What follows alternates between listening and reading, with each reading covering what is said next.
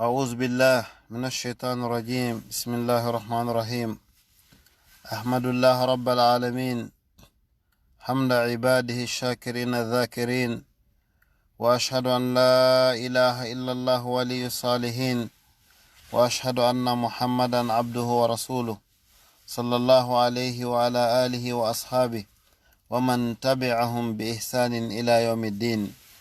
ومما زادني شرفا وتيها وكدت بأخمسي أطأ السرايا دخولي تحت قولك يا عبادي، وأن سيرت أحمد لي نبيا صلى الله عليك يا رسول الله.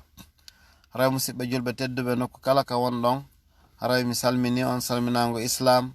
haray miɗo lando si on huntike e jaam yo Allah taw hara ɗum.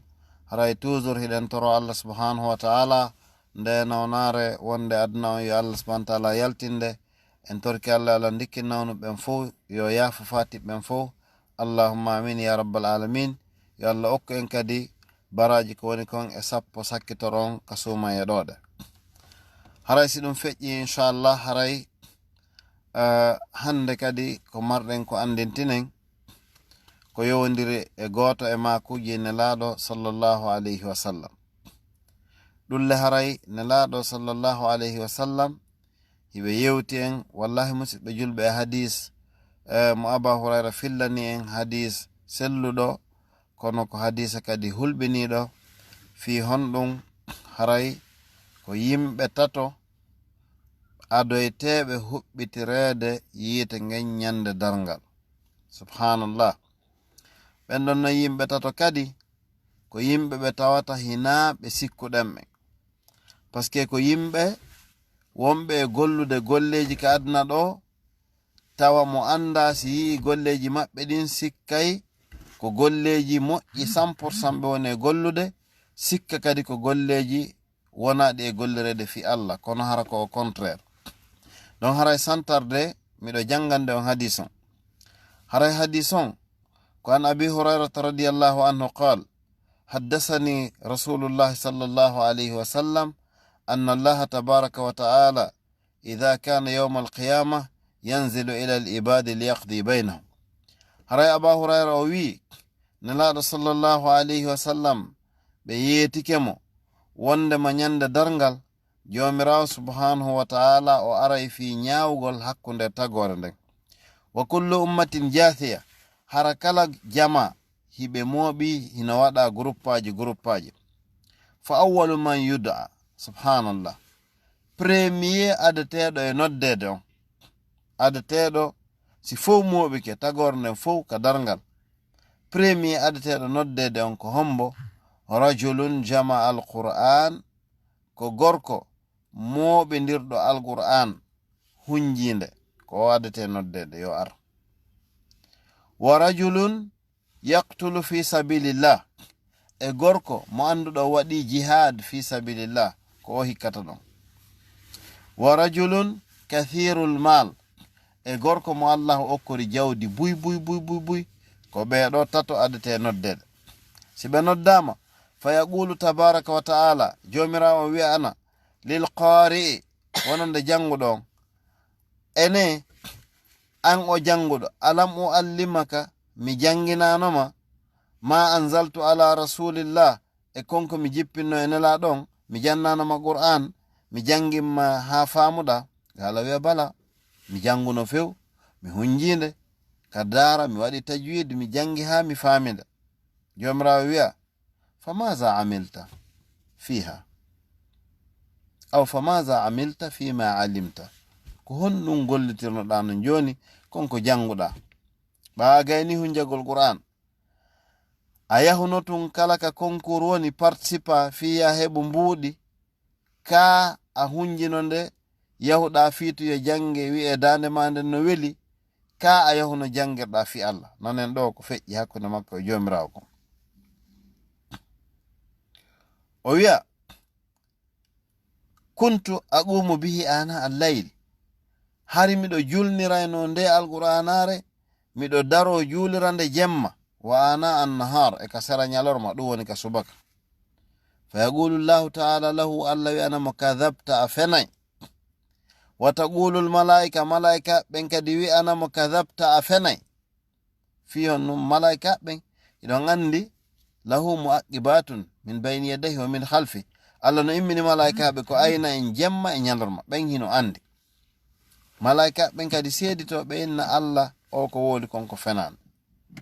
wa yaqulu llah, jomirawo wi'a bal aratta ko falanoɗa an yuqala fulanun qari, ko fiyo wi'e kaari no wawi jangol masha Allah, sa nani on no janga. Allah wi'a fagadi qila dhalika, ɗum no wolanoma ha yoni. ko ɗum falanoɗa ɗum ɗo wolama, amantama ha yoni. wa yaqulu o wi'ana bi sahibil mal, jon jawdi on kadi Allah wi'anamo ene alam uwassi alayk, mi yajinananoma mi okkorma jawdi ha tawi la tahtaju ila ahad, a besonnaki hay goto yo walle, mi okkorma ha timmitis. o wi'anama Allah a okkoranno ha moni patron, tawi mi besonnaki hay goto. Allah wi'a joni noon ɓami okkorima jawdi ndin, famaza amilta biha, ko honɗum gollitirnoɗa jawdi ndi. yollam faala andugol ɓami okkorima jawdi on ha yoni, yetolan ko honɗum gollirta. o inna Allah mi laatino asilur rahima, miɗo jokka enɗa, wa atasaddaq, miɗo itta sadaka. zakka e sadaka fou ko ɗum ɗo mi wonno waɗirde jawdi, okkora musidɓe hanaɓe okkorede. fa yaqulu llahu lahu, Allah wi'anamo kadabta, a fenay. wa taqulu lmalaikatu, malaika ɓe wi'ana lahu wonandemo kadabta, a fenay. malaika ɓen ɗo kadi ɓe innamo a fenay. wa yaqulu llahu lahu, Allah wi'anamo bal innama aratta an yuqal fulan jawad, an yuqala fulanun jawad, ko falanoɗa ko yo wi'e kaari hino okka. machallah, on kala mo yiide o salminiray mo 10 000 ma o salminiray mo 5 000. si haaju ma kali ko hayida on ɗon kan ko machallah, haray mo andi ko ɗum ɗon o ɗaɓɓayno. malaika ɓen ɓe inna o fenay. Allah wi'a deja an tigi hiɗa andi ko fino yo wi'e hari ko a okkowo, ɗum noon fagadi qila dhaka, ɗum wolama. jaman fo sedodiri ko a okkowo, ko ɗum ɗaɓɓaynoɗa ɗon on a heɓi. wa yuta billadhi qatal, ɓe adda kadi wannoɗo on jihad fi sabilillah. fa yuqal lahu, ɓe wi'animo, ɓe innanamo madha qatalta aw limadha qatalta, ko fi honɗum waɗirnoɗa jihad. fa yaqulu, o wi'a umirtu bil jihad fi sabilika, paske mi yamirano yomi waɗu jihadi e fi lawol Allah no ɓantora. iɗon andi waɗɗo jihadi ha ma e mum joddi makko ko direct ka aljanna. o inna ɓay Allah yamirino ko ɗum mi waɗiri jihadi ndin sabu ɗoftagol Allah e nela sallah sallam. jomirawo wi'anamo kazabta, a fenay. wa taqulu lahu lmalaika, malaika ɓen kadi wi'anamo kazabta, a fenay.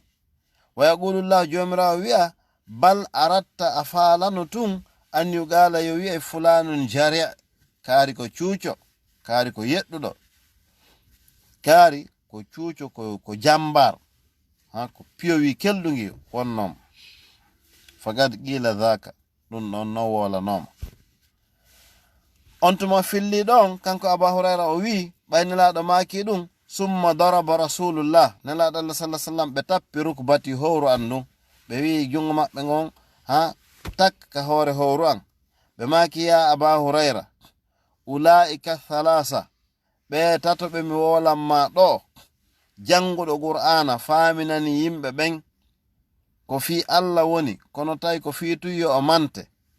ma ɗum yahunoɗo waɗi jihad faminani yimɓe ɓen ko fi Allah o waɗiri jihadi ndin, kono ko fi tun tawi fi yo wi'e himo suusi, ko jambar, ko sampion himo kelɗi. ma ɗum heɓunoɗo jawdi on okkitiri, kono tawi hina fi Allah ko fi tu yo wi'e himo okka o heɓa yiɓɓe. nelaɗo makani Aba Hurayra, ɓeɗo tato awwalu khalqillah, ko ɓeɗo woni aramɓe tagore Allah, tus'aru bihimun nar, huɓɓitiroyteɓe yitege yawmal qiyama, ñalande dargal. ɗum ɗo haray ko enen ɗo ko en seede, en humpitike o hadis ɗo haray yaka seede meɗen. en torki Allah, yo Allah subhanahu wa ta'ala dando en. joni noon ɓeɗo fuu ko honɗum addani ɓe ɗum, ko piske hiɓe waɗorde fi Allah on, kono kadi en même temps ɓe faala mantorede. andi ɓe yani e sirkul ashar, sirku tosoko. joni noon nde wonno Allah himo yiɗi en o accitirta en ni, o imminila Allah sallallahu alaihi wasallam yo jannu en du'a mo jangeten fiwata en hebu o problem ɗo kon woni on du'a allahumma inni a'udhu bika an ushrika bika shay'an a'lamuhu wa astaghfiruka lima la a'lam. Kon ɗo woni lekki jangugol o du'a ɗo sono fow reno forsa wonkikin yoki waɗir golleji ɗin fi Allah ina fiigoy sa wawi jangude Qur'an pelleta heɓa e mantoɓe ma sa woni kadi okkowo a heɓa e mantoɓe ma sa woni kadi jambar ka jihadi walla heɓa e mantoɓe ma ɗum ella ala ton kono e hina ɗo du'a'u tawayɗo on si goɗɗo ari wadde yingo waɗi shirkul ashar tawa o anda ko o du'a ɗo nelaɗo men on sallallahu alaihi wasallam tindini yen jangu ɗum non na fiiɗiɗo tun kala golle maɗe fuɗɗa wadde tawɗa hiɗa hulita yingo naate e mum haray jangu o du'a ɗo ma kala ka anduɗa shirk woni ton tawa namo anniyaniɗa haray o ɗo du'a sa jangimo Allah subhanahu wa ta'ala dandete on bone ɗon haray hunjoɗen du'a on mi fillitomo o juuta kadi allahumma inni a'udhu bika an ushrika bika shay'an a'lamu wa astaghfiruka lima la a'lam kon no wi Allah mi torike ma dandan nde mi sirkante nde mi watta yingo mi kafindine e goɗɗum ko a hana kafindinede mi torike ma kadi yaafalam ber haray ko ɗum ɗo waɗi kon haray jomiraɗo subhanahu wa ta'ala o yaafike ma allahumma inni a'udhu bika an ushrika bika shay'an a'lamu wa astaghfiruka lima la a'lam haray torike Allah subhanahu wa ta'ala ko adi kon onon tawɓe wonɓe ka leñi ɗo dirat yo Allah subhanahu wa ta'ala dandu on o dandanmi tawegol e ɓeɗo tato amin ya rabbal alamin yo Allah subhanahu wa ta'ala tawnu en e adoyteɓe naadede ɓen ka aljanna an kadi heɗiɗo nde yewtere faami geri hunji o du'a ɗo participe feƴƴinani nde woɓɓe goo an kadi yo Allah subhanahu wa ta'ala dande yo naade ka aljanna ya arhamar rahimin haray nde yewtere ɗo eɗen torodira tan nde daro yo nde partage e réseaux sociaux ji ɗin fof jama on naftora nde assalamu aleykum wa rahmatullahi taala wa barakatuh musidɗo mon Ahmad Ba immorde Dakar Sénégal Apix Tivaouane Peulh